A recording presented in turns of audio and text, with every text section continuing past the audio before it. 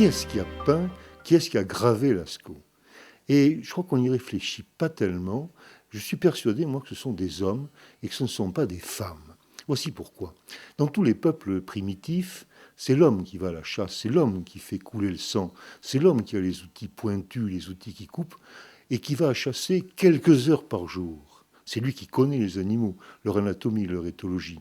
Tandis que la femme, elle, tout au long de la journée, elle va s'occuper des enfants, s'occuper du ménage de l'habitation, elle va s'occuper aussi de la cueillette et du ramassage. Elle ne va pas à la chasse, ou alors elle y va pour rabattre le gibier, pour fouiller les animaux souterrains, ou peut-être pour les assommer. Mais elle ne fait en principe pas couler le sang, comme l'a bien montré Alain Testard.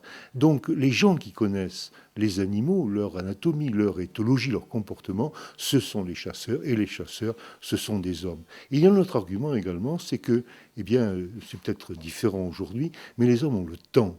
Ils vont chasser quelques heures par jour, alors que la femme, eh bien, elle est à 3 métiers.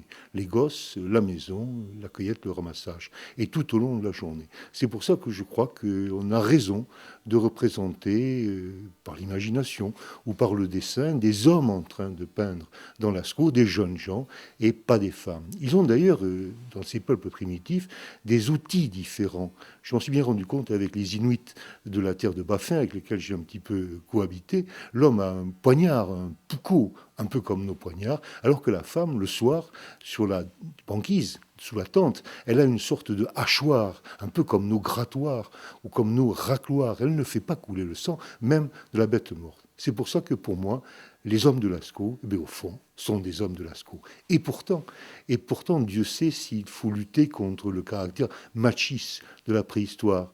Depuis 1863, depuis l'Arte et Christi, les préhistoriens sont des hommes, les individus qu'ils étudient, ce sont des hommes préhistoriques. Bref, on a fait impasse sur la moitié de la population depuis des millions d'années. C'est bien dommage. À Lascaux, manque de chance, ce sont aussi des hommes.